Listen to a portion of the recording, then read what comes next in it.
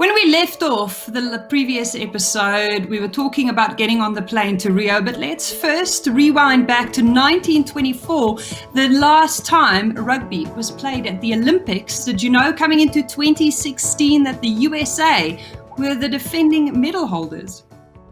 I believe that not many people, either nationally or internationally, know that the USA is the last gold medal winning rugby team.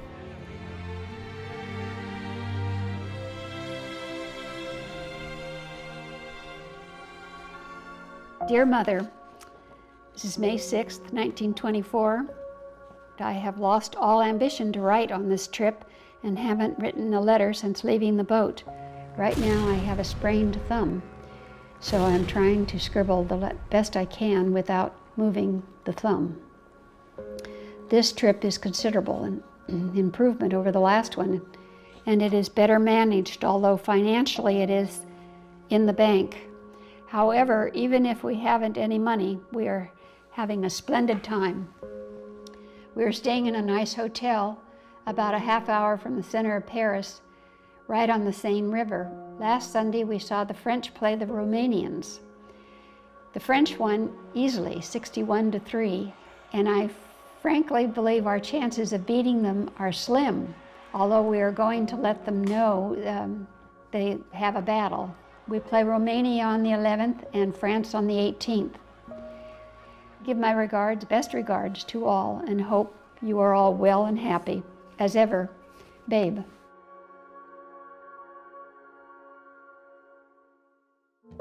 He talked about events that went on, especially in the 1924 Olympic game with the French, which must have been very exciting and bruising, truly bruising, because the fans got a little bit rough with them, and rough with the American fans, I guess.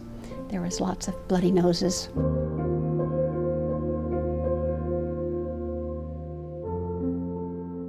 Okay, 92 years then passed and Rio 2016 arrived. The build-up and the preparation to these games, absolutely massive. Of course, rugby included into the Olympics in 2009. It took about 7 years for the players to actually arrive in Brazil. And man, it was a lot of excitement.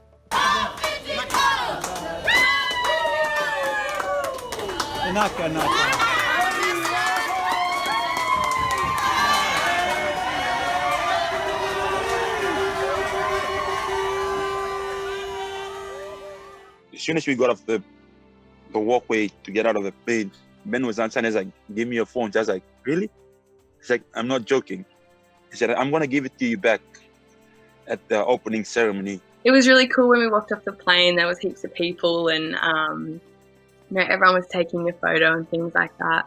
He took our phones away, we interacted more as a team. So that was the first thing I remember getting to Rio, our phones being taken. To walk in and get into the village, it's like eye-opening. The Olympic Village was an experience in itself. When we got there, it was just so emotional. We saw our big apartment building and it had all the Aussie flags on it. And we were just like, oh, there it is. And we were all so excited. And, we got on a bus to go to our hotel and we were like, this is crazy. This is insane. And there's a volleyball player from Russell. Nakara looks up and looks at him like, he was just, oh, damn. I thought Nakara was big but tall. But Nakara is small compared to these volleyball players. And, we got a village map and we were like, oh my gosh, we have so much exploring to do. There was Macca's and a nail bar, hair salon, all the different foods. We were like, oh my God, we've got so much exploring to do. We were really excited. On our bed, there was a little care package, there was your quilt that you get to keep, and there was all kind of things that were typically Australian, had been left for us in our bed. So that was really special. And even just unpacking, going to the food hall for the first time, I got lost. I think it's just ginormous. I was in the cafeteria one day making toast, and I looked up and Rafael Nadal was next to me, and I was like, oh my God, it's Rafael Nadal. What do I do? And he looked at me and smiled, and I was like, oh my God.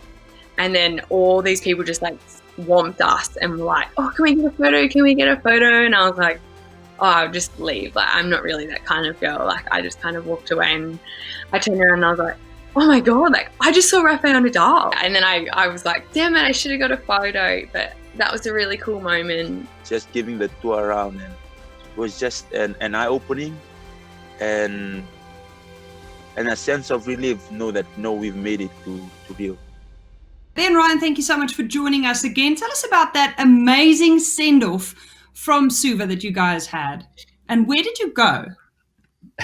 Yeah, well, we had this very intense training camp in Pacific Harbour in Sarua, and then we went across to the airport and got this just a massive send off really by everybody. It was crazy. So lots of singing, lots of garlanding, and well wishes, and then we went on to the flight to Santiago. So we flew there. The women's team had just been there 5 days before, so we had some overlapping camps there, and we went there just to get away from the crazy Fijian bubble around the Olympics, and just to get our last bits of stuff ready really before we then went across into Rio, get over jet lag, and then kind of hit Rio late. So this was all part of your plan to try and keep the guys as focused and as zoomed in on the work at hand, the task.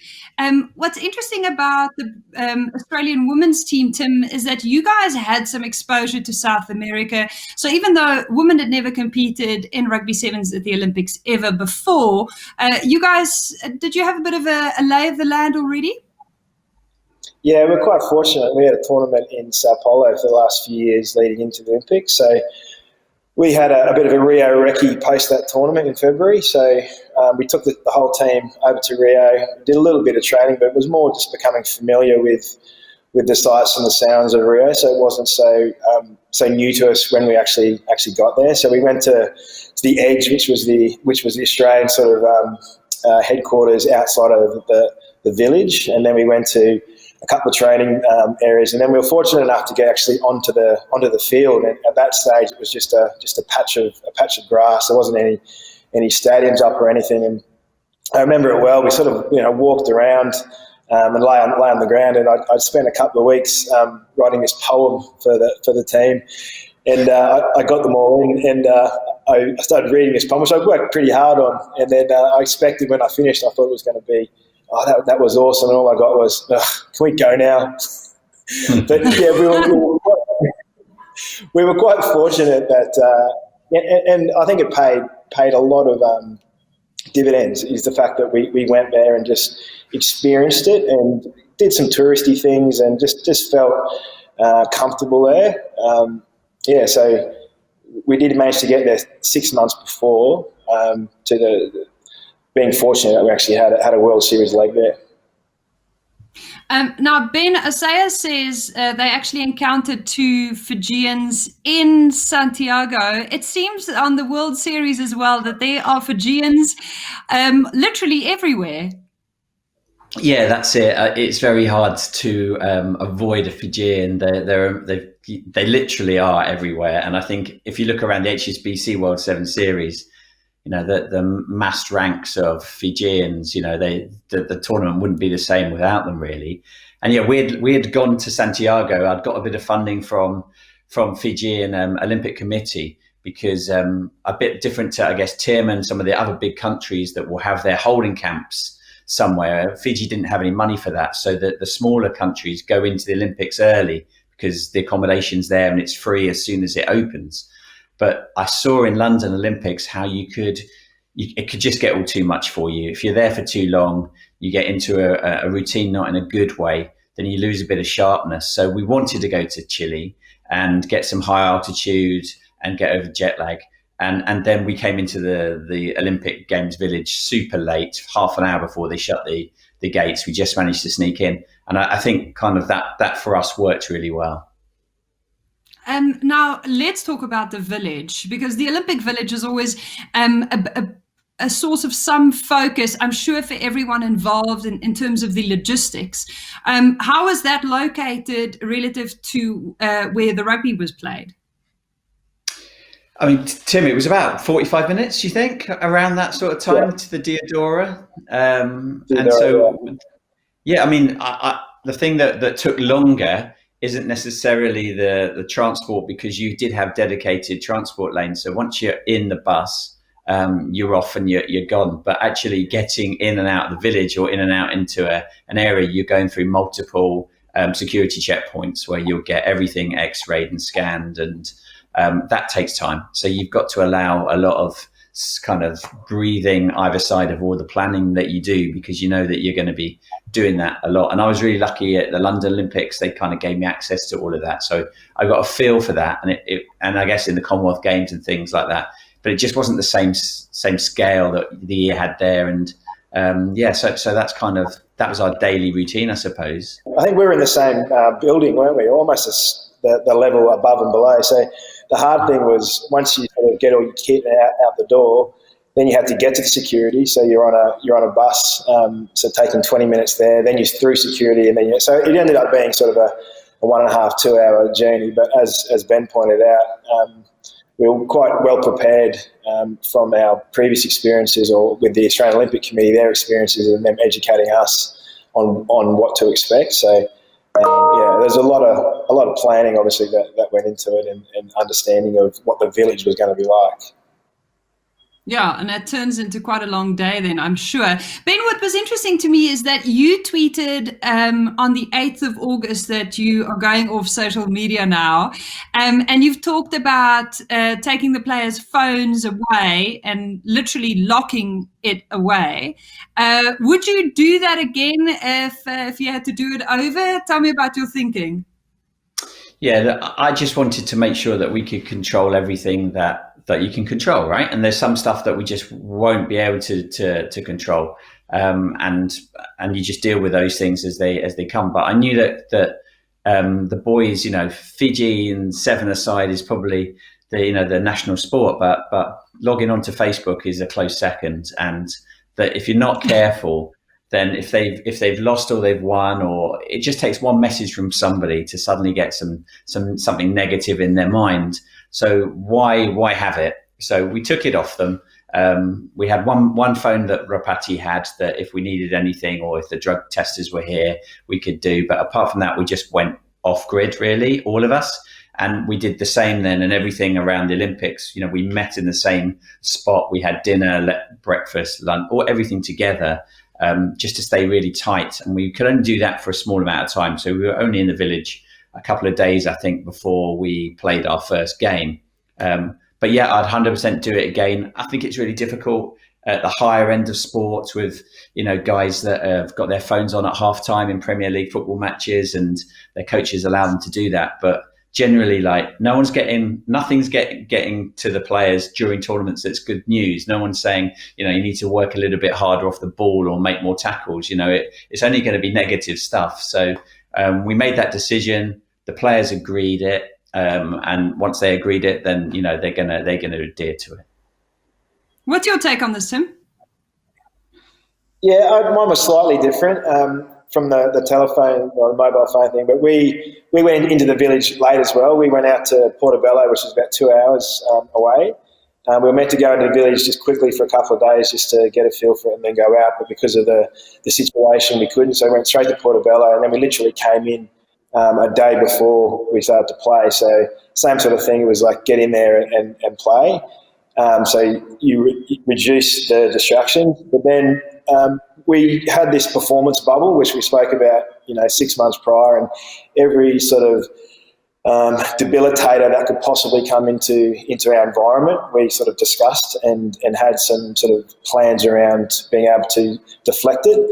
And that is where the families and all the other stuff that was their support network came into it. But the whole social media was really sort of really hit us hard from the AOC and AOS at how much of a derailer it could be. And the team pretty much came up with it themselves, and they were mature enough to understand that we were here to play, we're here to do some business and leave without regret.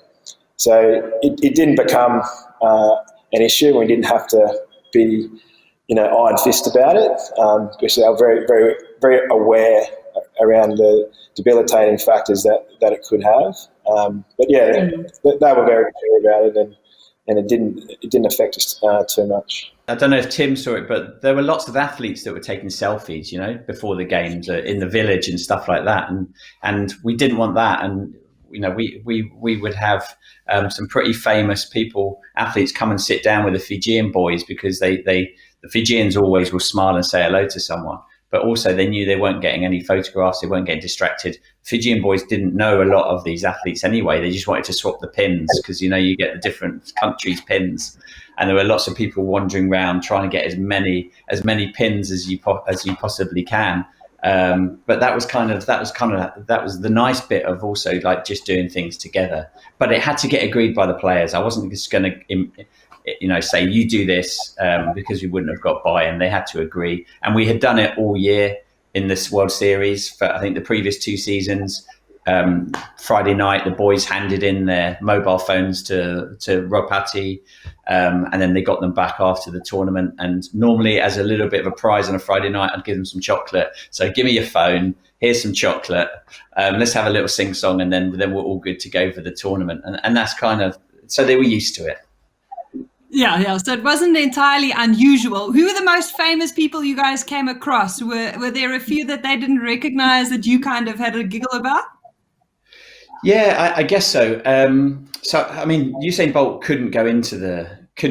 So he got someone that was delivering his food, collecting his food in the village cafeterias, and then going up to his room. And so I think maybe after his events, he might have come down once or twice, but he wasn't there at all. And the most famous guy, I guess, Rafa came and sat down with our boys and was chatting all sorts of things, and the Fijians were learning bits of Spanish off him, and he was chatting to them a bit about stuff and what was going on in the rugby, and I'm not sure if they knew who he was, but I thought that was pretty cool. And we were the first table, so as you come into the dining hall, it's like 2 football pitches probably, it's massive. We were the one closest to the door all the time with the Fijians, so a lot of people kind of saw the team and they kind of couldn't work out what sport they were involved in, because the Fijian boys are pretty big and wide, and then there's some short, and they just couldn't work it out really. So then that obviously also got lots of questions for the boys, and they were their normal selves and just open and started chatting to people. Oh, so charming and so Fijian, so nice and warm. Let's go to the opening ceremony. Maybe some of these moments will remind you of how special that was. On the opening ceremony, I was flag bearer, and there's it takes about, maybe 2 hours to get into the stadium. The line just goes like a snake, and we come back, and I'm holding the flag, walking in, and this woman comes in, and I said, "Can I take a photo with you?" I'm like, "Okay." I just do that. As soon as that guy's taking a photo, then I at the side of my look, I was like, "Oh, it's Serena Williams." And I was like, "Okay, just be cool now, just be cool." Some of was like, after she took it, and some of the other athletes from France ran and asked her for photos, and we went, and I asked the boy that took the photos, like, that she asked me for photos. Serena Williams asked me for photos. I didn't ask, and he just burst out laughing. Being a flag bearer, I think I was a bit emotional when they told me, and they said that, Oscar, you're gonna be a flag bearer. I just thought about where I started from. Not even dreaming that I'd be a flag bearer at the Olympics, and watching on TV other flag bearers holding, big names hold flags for their country. And walk out with a flag, and you just see these cameras go, It's like I just seen that effect on TV. And they do the opening, there's thousands of and you see there's like, I got teary-eyed walking in the flag, and I was like, it's okay, just remember what they told me, wave my flag, and just keep going, just trying to get everything in that moment, I'm here now. And it's something that I'll remember the rest of my life, is just getting that flag and stepping out, and they call out, Team Fiji, and the light just goes on, and boom, boom. It was so huge. So the opening ceremony, Tim, what were the girls like? I'm sure it must be one of those pinch yourself moments. They were asleep in bed.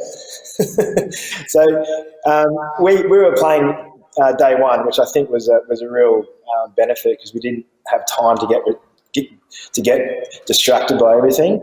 But I remember I did a recce about a year before with Scott Bowen, and we were sort of sending little videos back, and we're at the stadium, and we pointed to the stadium and go, "This is where the closing ceremony's at." And then they was like, "Where's the opening ceremony?" And I was like, "Well, we're probably not going to go because they were playing the next day." So they sort of understood, but it was their decision again, and everything was performance based. Every decision we made was around performance. We thought, is going to the opening ceremony going to affect our performance on that day? So we just sort of put everything in. Let's enjoy the closing ceremony when we won a gold medal, and went from there. So it wasn't even an issue. I joked about it, but it was a decision made by the players in order to benefit their performance and their experience at the Olympics. And it's a big thing, and I did think it was going to be a discussion point and to have a debate, but it wasn't even an issue. It was like, no, we're not going. We're here to play. Leave without regret, and we'll enjoy ourselves after. That's very mature. I have to say that I thought there would have been at least some conversation and debate about it, because an opening ceremony is a pretty big deal. Osea was the flag bearer for Fiji, right, Ben? Tell me about that national dress that he was wearing and how long it took him to get into it. Yeah, so we had kind of, because we had that extra 3 days that Tim didn't have with the women's competition, we had factored in the boys going to the opening ceremony. So things were a little bit muddled and chaotic just before, and we weren't sure if all the team could go, and we very much were like a one in or all in. And then when Osea was named flag bearer, they managed to find enough tickets so that all the boys could go, enough accreditations for them to go to the opening ceremony. So I stayed at home back in the village, but the rest of the team went, and Oscar was the flag bearer in traditional Fijian kind of warrior outfit. He had his sulu on, and he was oiled up and had various things, to the point where I think it was Serena Williams. She came over to Osea to ask for a selfie before he went round with the Fijian flag. So the boys loved it. It was a lot of fun. It takes up a long time, and we had to go easy on them the following day, but it was worth it. And yeah, for Oscar, that was a once in a lifetime. Yeah, being the flag bearer for your country, that's a pretty special moment, regardless of then, the stuff that came after that. Tell me about your kind of headspace as a coach, though, because there's so much excitement, so much buzz. You're finally here. You're finally on the ground. This is something that you've been working towards for a few years now. Did you actually get any sleep at that stage before the tournament got underway, Tim? Yeah, we sort of went through the same process as the players, in terms of the preparation and going there to enjoy it. Like, we knew we worked really hard, and we didn't want to go there and not enjoy ourselves, and that was sort of part of our pressure valve. So we knew we'd done the work, so we had to sort of stay relaxed. But lack of sleep is always an issue for any tournament, let alone the Olympics. So I was sickly nervous and tried to stay focused and on the job, and it was difficult, but. It was, I think, one of those moments where you wake up each morning and your adrenaline's just flying. You're at the Olympics, and you're about to compete or watch your team that's been preparing for 3 or 4 years. So I think the adrenaline and the confidence sort of masks the nerves, but they're always deep in there somewhere. I'm always struck by coaches. They always tend to be relatively calm looking on the surface, but you can sometimes pick up in the twitches, the things people do with their hands. Ben, have you got something, a dead giveaway when you're about 24 to 48 hours away from an Olympics, from the opening match after such long preparation? I think probably when I was a younger coach, I might have, I definitely had, lots of things that would pop up. I'd get a bit shorter with people, a bit more fidgety, lots of visits to the loo, all those sort of things. But going into the Olympics, I felt pretty relaxed. I felt really relaxed. Maybe living in Fiji for 3 years has helped with that.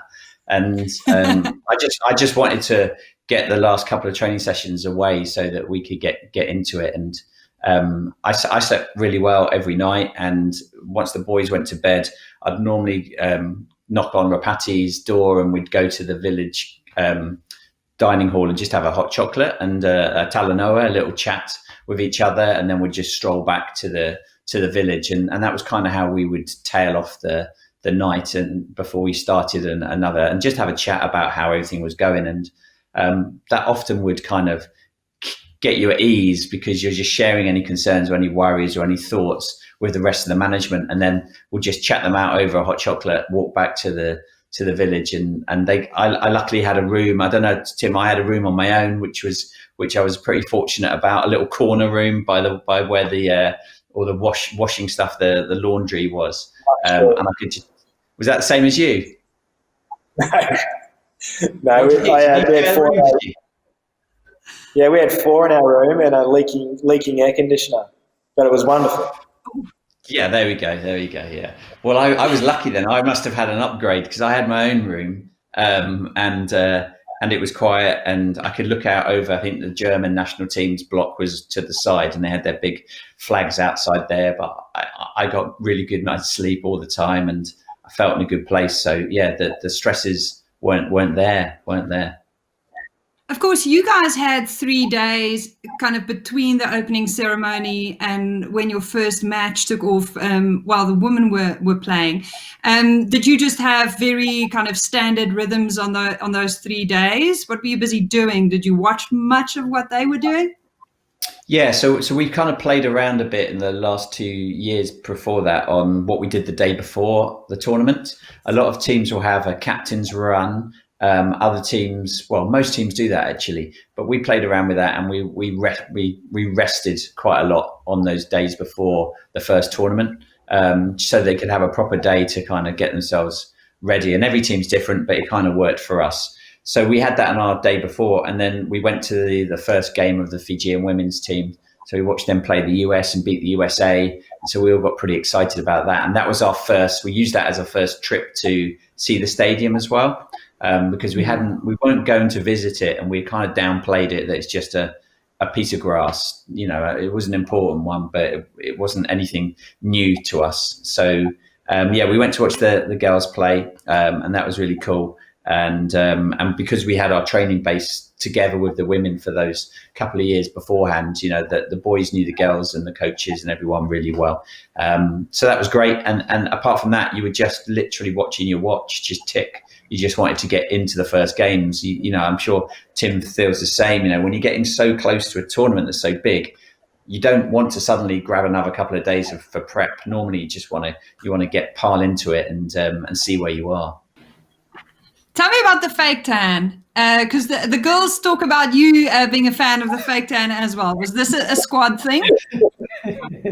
Charlotte and I, we get into it. No, it's like we have, the preparation. They're all like, we have to put in half an hour or 45 minutes of ribbons and braid tying before they go out and play. Like, who would have thought of that as a coach? Having to deal with that. Things you need to work into your logistics planning that you didn't think of before.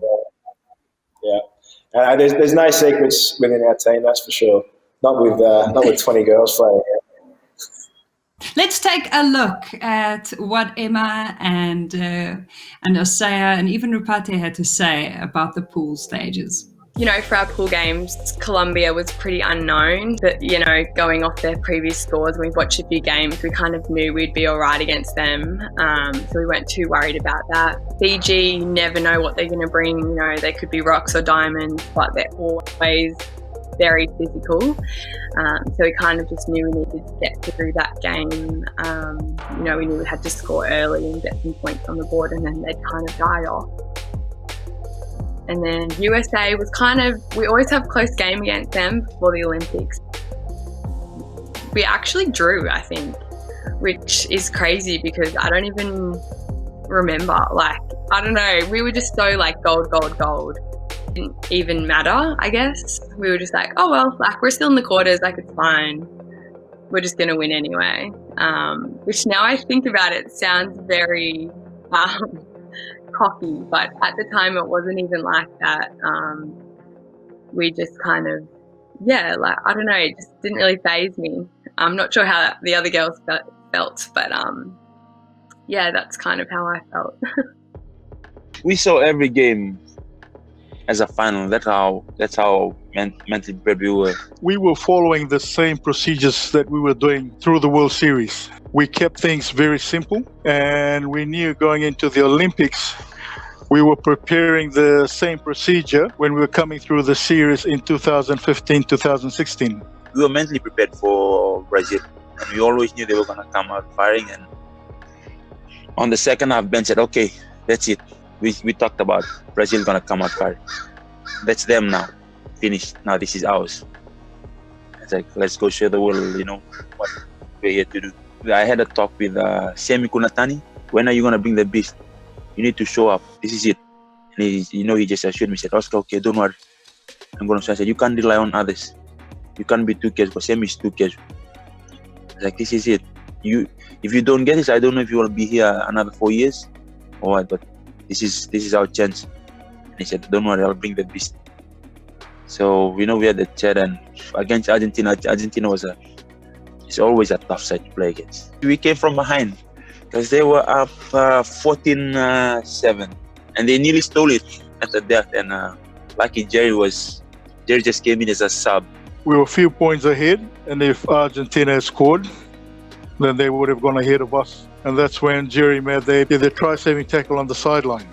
Even before we played US, we talked about it with Ben. It's like, if we defeat US, New Zealand will have a chance to come in.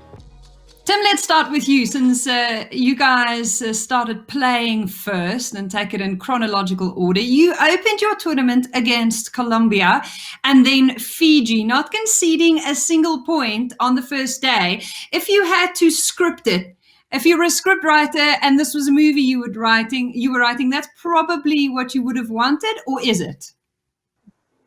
No, it is. Like, we were really focused on our defence, and we know that the cliche that defence wins tournaments, and that was the area that we knew that we'd be attacked at physically, and trying to run through us. So the defence was our major focus. We knew our attack was going to be sound, and we'll score tries. So it was we always prided ourselves on our defence line, and getting through those first couple of games with 0 was I think it was a confidence builder, and gave us that edge to what we were trying to achieve in our defence, that confidence boost. Ben mentioned Fijiana turning over USA, one of the big upsets on day one. Did you, in your prep for this tournament, expect or anticipate a tough third match against the USA, one that you eventually drew? Yeah, we did. We didn't want to take anyone lightly, but we did know going into that last game that we were going to qualify number one. But we didn't want to obviously lose it, and we wanted to maintain our standards. And I think Chloe Dalton actually kicked the goal at the end to draw it. And I remember sending a message out to her as she's kicking it that she's got to put herself in a position where this is going to be for the gold medal. And obviously, probably not the same sort of pressure, but it was something to try and simulate. And she nailed it. And so we did get through the Olympics sort of.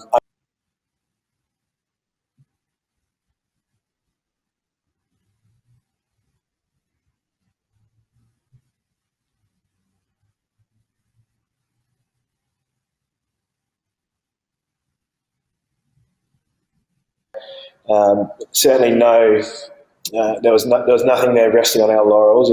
We're out there to play, but it was nice to know that going into that last game that we were qualified as number one, and we could rotate players and rest some players to make sure that everyone had a feel for it. Everyone was out there playing, so they were ready. So that was a big advantage for us, is having that third game as as banked, really. And Ben, you guys played against the host nation Brazil in your opening match, and they scored the opening try. Certainly gave the home crowd something to cheer about, didn't you? Yeah, it was super noisy as well when they scored their first try, and look, we knew that although over 14 minutes our quality would probably shine through against Brazil, they would just come out like crazy guys at the start, and you just had to just realise that it's all over 14 minutes. Just relax. And the Brazil team, they wanted to prove that they weren't just there to make up the numbers, and as a host team, World Rugby had really helped them put a lot of support into that team to make them competitive, and they were 100% competitive in Rio, and played some brilliant rugby. So we didn't underestimate them, but at the same time, that we didn't worry that someone had scored an early try against us. It's much better if you're you're scoring the tries when it counts. So we just stepped to everything that we did. We had our plan, we kept going, and luckily, we got quite a few points in that game by the end of the match. Tell me about your preparation for playing Argentina. I know that you talked them up quite a bit before. In that second half, you were drawn 14 all at one point, and then luckily Jerry Tuwai with that beautiful tackle of his. Did you have anything special up your sleeve for Argentina? Is there a way of playing sevens against them that you figured out somehow? There was only one team that we had a specific plan for, that we actually spent a lot of time training for, and that was South Africa, and we never got to play them. Argentina, the threats that they pose was the breakdown. Every time, if you go into the breakdown, then expect an absolute fight there to try to get the ball back. And so we want to stay on our feet and play above their heads. We were much taller, so we wanted to play in that space above them. And then we also needed to be very aware of their kick game. So we would sometimes employ our first phase, a front sweeper, as well as a back sweeper, to just put them under a bit of pressure so that they can't have as much time really to execute. But yeah, I honestly thought going in, not only were they in their home continent, but their prep had been good, and their team looked like it was really pretty useful. I thought they'd medal, and I think they were the team that left the tournament probably. Yeah, they were the most unlucky, I think. That we had a great last couple of minutes, and Jerry Tuwai coming off the bench to make a great tackle to make sure that game was won was really important to us, because then that gave us that momentum at the end of day one, knowing that we had already qualified and won our group, and therefore number one seeds, whatever had happened that following day against the US. So day one, on both sides, eventually, at least in terms of the results going according to plan, you pitch up on day two. You also play the USA, incidentally, at the start of your second day. Ben, what was the message going into that game? Well, we didn't want to take our eye off the ball too much. We'd had a bit of a tricky overnight, because Samisoni Viri had a really nasty injury against Argentina. I thought he'd broken his ankle, and then he literally went into a game ready overnight, where it's a piece of kit that basically means you can ice your leg or any part of your body whilst you're asleep, and you just have to wake up every few hours to fill some more ice. And Sammy did that, all night. And he got up in the morning, and William, our physio, said, he's good to go. And that was a real relief for us. And so he could play in that game. And we knew we'd qualified, and it was a weird one. If we tried to overthink it, if America had beaten us, then New Zealand would have been knocked out. Our main rivals wouldn't have got into the quarterfinals. But we knew that if we beat the US, we'd probably end up playing New Zealand. So you just have to play what's in front of you. There were a couple of guys with a couple of niggles, and so we rested them a bit. But really, we just went toe-to-toe and knew that, tournaments are important to get momentum, and the US were a class side. So we had to be on our mettle to make sure we got that win and then propel us into the quarterfinals with some confidence. So the start of day two, USA dispatched by eventually both the gold medal winning team. Before we get your thoughts on the knockouts, let's see what our other guests had to say. Mental space we were in, we weren't worried about the team we were going to face. We were just worried about us as a team and mentally where we were. We know if we were mentally there, we could beat any side at the Olympics. And Ben talked about it, said if we defeat US, New Zealand will come in. So what do we want to do? And I was like, let's just play. Let's play the game against US as if we're gonna play the final. And we did that, and I know New Zealand is always tough. Like, thinking about it, I was like, New Zealand is always a tough side to play, and especially a rival for Fiji, 57th cutter. So you're into the quarterfinals. You've got Spain. Was there any concern here? Because you guys literally didn't concede a single point in your quarterfinal, and then between the semi-final and the final, a try each to the opposing sides. It just seems like Australia women were so far ahead of the curve at this tournament. I wouldn't say we were so far ahead. We were very, very well prepared and very confident. We were hitting the Olympics in great mental and physical condition. Like physically, they couldn't have been better, and mentally, we thought that was going to be the difference between winning and losing, was how we could handle the pressure, handle the environment.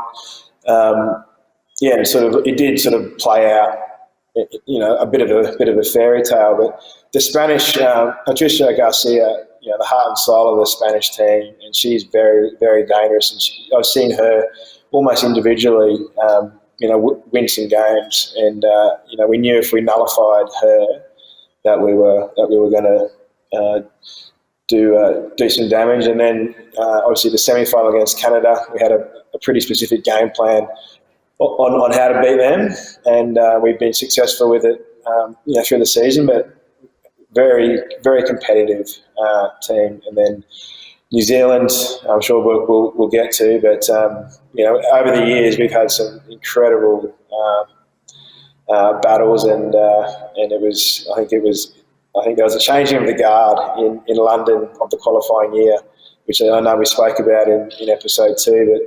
But when we played that game and beat New Zealand pretty convincingly, and the best we'd ever played, we didn't lose to them again until after the Olympics, and that to me was a really defining moment for us, and a changing of the guard which New Zealand had for 3 or 4 years.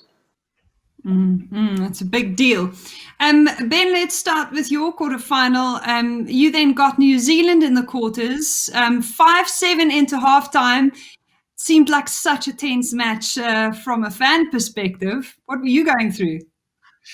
Well, again, whether rightly or wrongly, I was feeling fairly relaxed at the start of the game.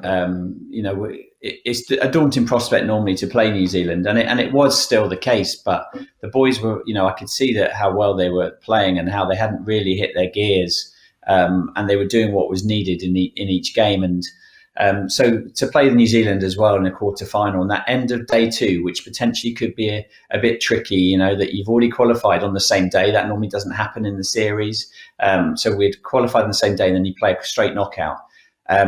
It kind of gives you clarity when you're playing a team of the quality of New Zealand that, you've got to be on your money in that quarter-final. We went hard. We'd had a really good record against New Zealand. I thought they looked sluggish in their group games. They just looked a bit leaden-footed. So we wanted to play them off their feet as much and just get into the wider spaces, avoid the breakdown, keep the ball alive. And they scored a nice try with a chip from Gillies Kaka that kind of put them back in the game. And then Jerry had a bit of magic to get us ahead. And then we had a little bit of a fraught kind of 30 seconds, I think, at the end where we were 7 points up. But New Zealand, we had typical Fiji, really, 30 seconds to go. We're 7 points up. We have a very kickable penalty for goal. And if we'd missed it, we'd just burnt the clock down anyway. But the boys took it quickly and they just wanted to play, and that was always going to be our tactics. Maybe our game management might have been a bit smarter then, but that was the way that the team, and we'd all agreed we were going to play a high-paced tempo offloading game. So they turned the ball over, and then we managed to get the ball back at a ruck. And there was a moment where I kind of said to Rapati, "We are going to win this one, aren't we?" Because I was just a little bit like, this isn't supposed to happen like this. We've got supposed to have some fate here for us to win the title. We certainly don't want we don't want to get turned over here. And Kitioni Talinga turned the ball over at a breakdown, and that was that. Kicked the ball into touch, and then I don't know about Tim, but it's a pretty cool feeling to go back to the village knowing that you've got 2 shots at medals. You know, you're going back, and that following day is an Olympic semi-final. You know, whereas in the series normally you've got the whole knockouts to come in one of the days. For the Olympics, you're going home after day 2 with a final 4, a semi-final, and that was a really comforting moment after that New Zealand game to know that, you know, that things have been set up perfectly as you had planned. Tim? Yeah, that was sort of in our preparation because it was different. You're usually like waking up on the Sunday morning playing the quarterfinal, but we're playing the quarterfinal on day 2 in the evening. So in your simulations and mental side of things, that you're always heading for that game. And going in as number 1, like we had a pretty good idea that we were going to be in a quarterfinal. So we focused on that, and like Ben said, you win that quarterfinal, you're playing for a medal. So that was where all our effort was sort of was put into, was really making sure that we play well in that game and guarantee that we're going into that next day with that comfort. And it was completely different from what we've experienced. But you know, like Ben said, the teams that sort of realised it and prepared for it were probably in a better position to be able to handle it. Considering New Zealand finished 3rd in their pool and that they hadn't performed to the standards that you'd expected of them coming into the Olympics, Ben, was that the toughest game of the tournament? I mean, it was a 5-point margin in the end, but it is a knockout game. And as you say, there was a moment there where you went, "Oh, we are going to win this, right?" Yeah, that's it. It probably was. Thinking about it, I think maybe that or the Argentina game, and it doesn't matter what preparation they've had. If you're facing a New Zealand Sevens team in a big competition, you know you're going to be in for a real struggle. And you know they've got quality both sides of the ball, and they went. And probably one of the things I got most excited about when I took the Fiji job was to be pitch side coaching a team in that Fiji New Zealand clashes, because we've had some amazing battles over the years, and to be able to go to the Olympics, and part of that is them playing and beating New Zealand, who are synonymous really with rugby sevens and rugby across the globe. You know, it's if you're going to go win a gold medal, then you want to knock out teams of the caliber of the All Black Sevens team. So yeah, it was a tight game. I always felt we had more than them, especially in attack. But it does. You know, sevens still sometimes can be changed on one piece of skill or one mistake, and so it does make you nervous. But thankfully we got through that okay, and then ready to go for the semi-finals. I think the thing that is so spellbinding about a cycle as long as an Olympic cycle is the fact that there's so many years of preparation, so many days spent, the nights spent building up to this moment. And then you wake up and it's the day that you'll play in a semi-final and in a final at an Olympic Games. Ben, tell me about that final day, you guys heading into your semi-final. You were then up against Japan. Is this what you expected or anticipated? No, I mean, I don't think we probably expected to play Japan in the semi-finals. I do remember really, really clearly at leaving my door, and you had these accreditation, big bulky things that you've got all your keys on, and you just lock your door and you think, well, whatever's happen next time I come back here tonight, my life's changing one way or the other, you know, for the good or the bad. I'd already decided I was leaving Fiji as well after the tournament. So it was kind of like a moment where this is a really important day. There's lots of stuff that can happen and you can be really excited about it. And then I went down to the pool, or up to the pool in the same block as Tim. And there were some of the Aussie athletes were in there, and our boys were having their jump in the swimming pool as you do in the morning before a tournament, and they were just laughing and joking, and just immediately it put me at ease that they just looked really relaxed in the right way. And then we went to the Japanese game, and I remember coming in on day one, seeing one of the Japanese players that I was quite friendly with saying, yeah, how'd you go in your first game? Expecting that he'd probably say, oh, it didn't work out, this and that. And he said, oh, we just beat New Zealand. And I was like, wow. And I gave him a hug. And just as I was giving him a hug, Gordon Tipchins walked past me and gave me just the killer look.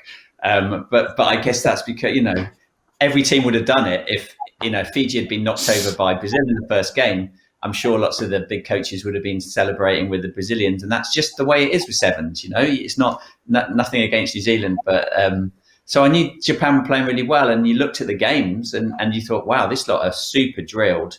They're really organised. They had peaked perfectly, and that they shouldn't be underestimated in the semi-final. And so we had to again be on our money to make sure that we didn't have any problems with them. I could rotate players still, and then get ready for South Africa or Great Britain that we were going to face in that final.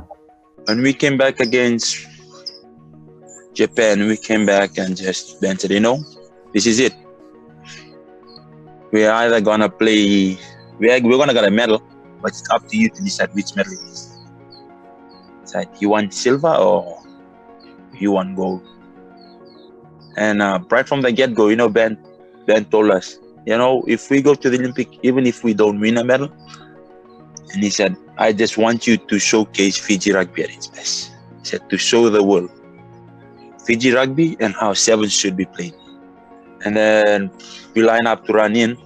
I've asked other boys how you feel about it. I was like, before we ran in that final, he's like, I felt something I haven't felt before. He said, what's like, just, I don't know if it's butterflies. I just felt like there was joy inside me. Like, it just wanted to come out.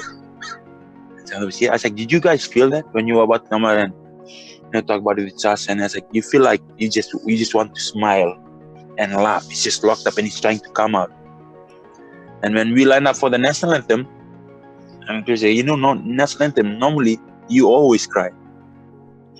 I said, I cry because when I think the national anthem, I think about my family, how I started, and think about my small island, this tiny speck on the map of the world. And, and we're on the world stage. And I said, I've always cried when I sing about the national anthem in the final. But that one, he said, you're just smiling, like you knew what was up. I was like, I couldn't control, like there's something inside me just trying to come out. And the other boys were just really, really afraid. And I've always said that we were lucky to play that in the final and to have the bounce of the ball go our way.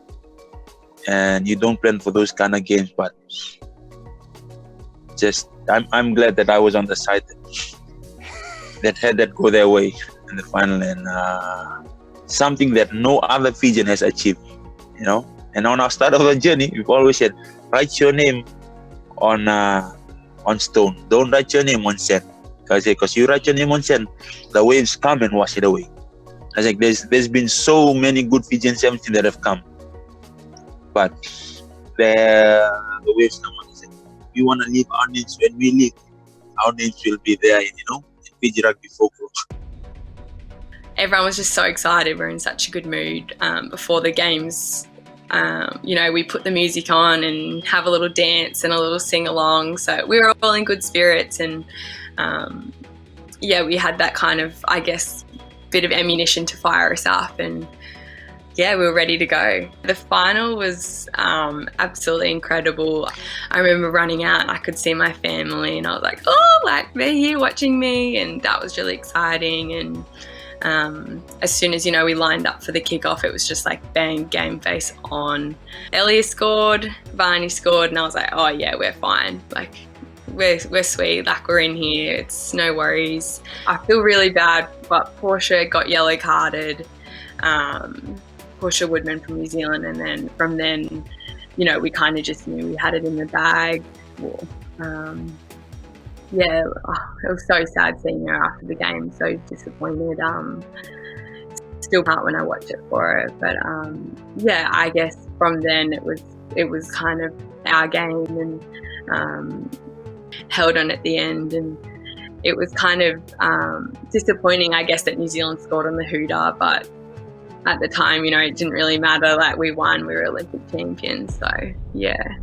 tremendous amount of respect to Portia and Sarah Goss and that whole team. And like I said, we've had some amazing battles throughout the years, and it was fitting that it was against New Zealand, and then almost a bit of a fairy tale from an Australian point of view, because I think if from memory it was a Tuesday morning at about 8 a.m, which was sort of like peak time back in Australia, and it was a rugby game, and it was Australia playing New Zealand in a gold medal match that we ended up going to win. So it was like a bit of a fairy tale exposure, and like Ben sort of said, New Zealand are synonymous with rugby, and for us to do it prime time, beginning of the Olympics, was a nice touch for the team to sort of launch and represent themselves in the world of rugby.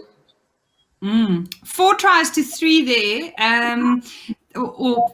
They had a pretty smooth start, didn't they?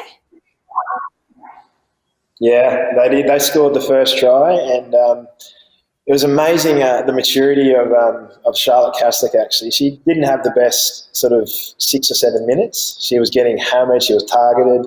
She made a few mistakes, but she just continued to work. She didn't look flustered at all, and then she came out in the second half and turned it around. But yeah, New Zealand got off to a flyer, but the girls kept their process, kept their heads in the game, and knew what they were trying to do, and they stuck to the game plan. And one of the moments I thought was really vivid in my memory was at half time, when the camera sort of scans along each player, and it sort of scanned against the New Zealand girls, and they looked fidgety and like eyes flickering, and then it went out to our girls, and they just looked like steely-eyed and confident.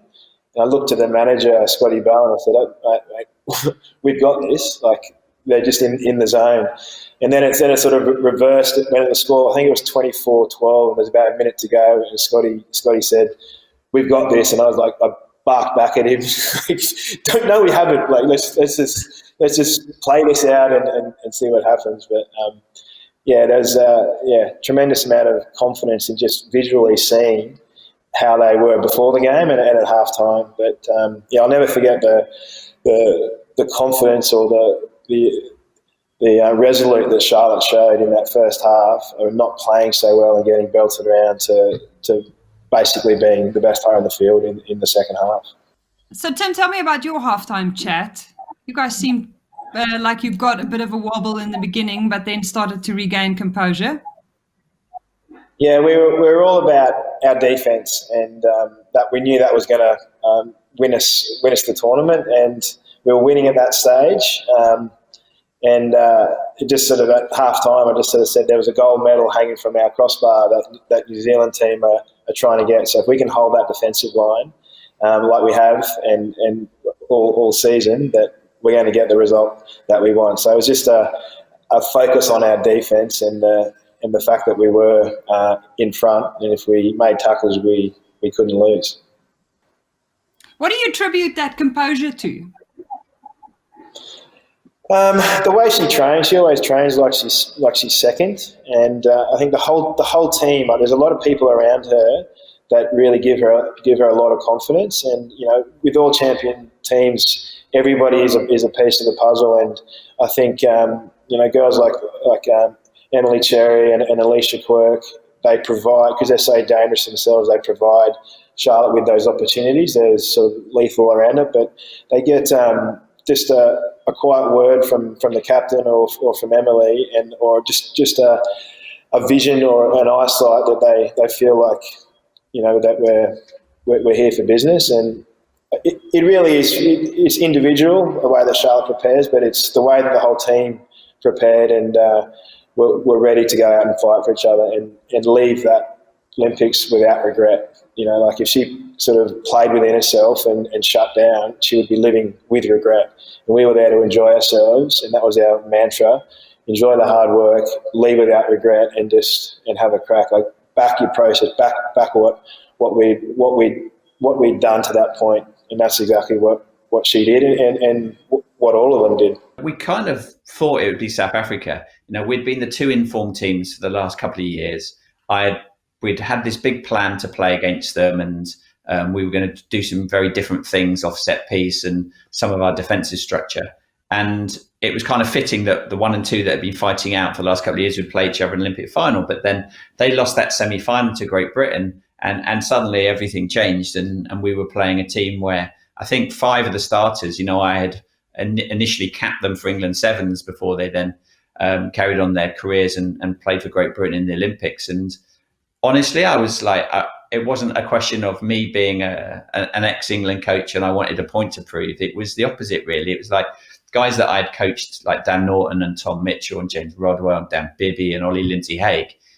I knew that they were going to end up with an Olympic medal. I was hoping it wasn't going to be a gold one, but I was pleased that they were coming out of all of this with an Olympic medal. And so it kind of set it up in a really nice way that the two teams would play against each other in the final. Okay, so you're into the final. Tell me about how many hours between that semi and the final. So you've got a bit of time there where you're gearing up and preparing for it. What was the frame of mind? I mean, you probably can't coach much at that stage anymore. I mean, how much can you still impart? What is everyone thinking of? Yeah. Where is their headspace?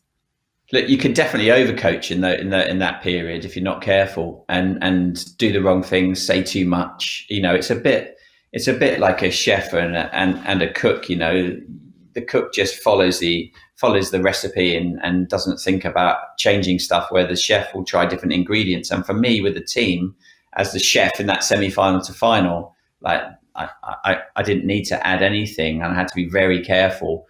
Just let it bubble away. Low temperature. Take things easy, let the boys watch the South Africa Great Britain semi-final to see if they've got anything that they've seen there that we can use to our advantage in the final. We didn't have a performance analyst. We were the only team at the Olympic Games that didn't have one. I relied on the boys and me and the management to see where there might be opportunities. And I've always kind of said, look, if you can't watch a game of sevens and a 14-minute game and not work out what you need to do better or what the opposition are doing, then you're probably in the wrong job. And so we kind of just did that. We watched that. The boys had some chicken and rice. I went into the management office of the tournament because they had the best coffee machine there. So I thought, right, get myself a nice espresso, chat about stuff that had nothing to do with the final, about other things, switch off a little bit. And then it was all about, getting the boys warmed up again. And then, of course, my speech before the game to the players. Tell me about that. Well, I had one planned, right? Because that's the bit that as a coach, you've seen all the TV, the Friday Night Lights, Any Given Sunday, all that sort of stuff. Like that's when the coach does all this great speech, links it to the history, the legacy, the medal, all those sort of things. And I had that ready and I'd practiced it. And I went into the changing rooms and the boys were chatting to each other. They were smiling. They had little positive conversations, good body language. And I thought, look, if I say anything now, it's only going to be for me, not for them. So I just said, have fun. And then I walked out and I went down into the tunnel, saw the Great Britain team. And they were stiff and tight and stern and frowning, as you would expect for an Olympic final. And then when our boys rolled into the tunnel, they looked like they were just about to run onto the field, where the lunch bell was going to go when you were at school and you go and play football with your mates. And Oscar probably said it, but if you're ever in a tunnel and you're about to play a Fijian team and they're turning to look at you and smiling, you really better worry, because that's when they're going to be on point. And a smiling Fijian that's relaxed and ruthless, it's almost the perfect combination for a rugby player. I would say ruthless is probably a great word. That first half was a bit like an exhibition. Yeah, I think Great Britain made 2 tackles in 20 minutes, and it was 5 tries by half time. We'd scored our first try in the first 30 seconds. It was great stuff. I mean, look, as coaches, we always aspire to have your best game last. It doesn't always work out that way. It's pretty fatiguing sevens, and to get to the final, sometimes you're often there on one arm and one leg. It's difficult, but we had managed to have everything ready to go, and they were full of energy, and I think Jerry Tuway said to me after the final, look, we could play another tournament now, and that they really did feel that they were in the best shape of their lives and they had total clarity in what they were trying to achieve on the field. That Great Britain, they were making up the numbers in that final, and that's not to detriment of them. They'd just come across a Fijian team that was at their very best when it mattered most. What did you say at halftime? What do you say when your team's up 29-0 at halftime for an Olympic gold medal? I got no idea, really. I don't know what I said at halftime. I can't remember it. I think I kind of let Rapati chat a little bit as well to the boys, and just it would have been a long, those old chestnuts, it's not over yet, let's go to 0-0 again, all those sort of things. But the game was over at halftime. And I guess it was just enjoying the moment and just staying in the present. And it allowed me to get all the subs, got a lot of game time in the final. And the only annoying bit of the final was when the last play, when the buzzer went, I hoped to keep the ball alive and try to score another try because, you're enjoying things. And I was expecting another offload, and Apasai Damalai, one of our forwards, just kicked it off the field. And I'm not feeling what he's feeling with his lungs falling apart, so I understand why he did that. But that was the only moment where I was actually a little bit frustrated in that final. But then the cool bit afterwards is when you can go up to one of the players that you've kind of lived with for 3 years and say, look, you're an Olympic champion. And that was really special. I'll never have that again, probably. And to be able to say that to somebody, and it kind of wraps up a lot of the feelings and the hard stuff we'd had to go through in those 3 years. And to say it to someone like Osea, that was the best part of the Olympics by a mile. When did the penny drop for you, Tim? Was there a moment, can you clearly remember when you went, we've got this, we've won, we've got a gold medal? Did you go into the game knowing it? Some people say that they know it when they wake up in the morning. Other people say they only believed it once the final whistle had gone. Did you have a moment like that? Yeah, it's nice to say that you're in the flow and you felt it, and you only get to say that if you win. But we sort of did have that, and even in that warm up, and the similarities, and I've heard Ben speak about this before, were very similar. Like all the work was done. There's nothing really more I could say. If I said something, it wouldn't be authentic, apart from go and enjoy yourself. And even in our warm up, it was fun, it was energetic, and then everywhere we went, we took this candle, and it was the scent of Rio, and it signified the Olympic. It was a Rio scent, so it signified the Olympic flame, and it had this scent of Rio. And every meeting we had for every couple of years, we used to use. And in France, all the power went out, so we used the candle as the light. But the manager, Scotty Bowen, when we went back into the dressing room, he turned all the lights off, and he put the candle on one of the words that we lived by, that had to be sort of fulfilled for us to win that game. And they all walked in there, and they're like looking around. Everyone just starts laughing, and then the music starts, and they're dancing around, which is how they prepped. And then the game before us was extended, or there was an injury or something. So I sort of went out of the dressing room just to go and see what was going on, and people were walking past, and they're like, "Oh, congrats! You must have won a medal." I said, "We haven't even played yet. This is just how we prepare." So, I could tell you that I was in that dressing room knowing that we weren't going to lose, and I felt like that going to the Olympics. But it definitely was a moment where I felt like they're not going to lose this. They're just in this happy place, like physically, mentally, they're there. But in reality, it's not until that whistle goes that you and the hands go up and you look at the scoreboard and it sinks in that you've actually won a gold medal.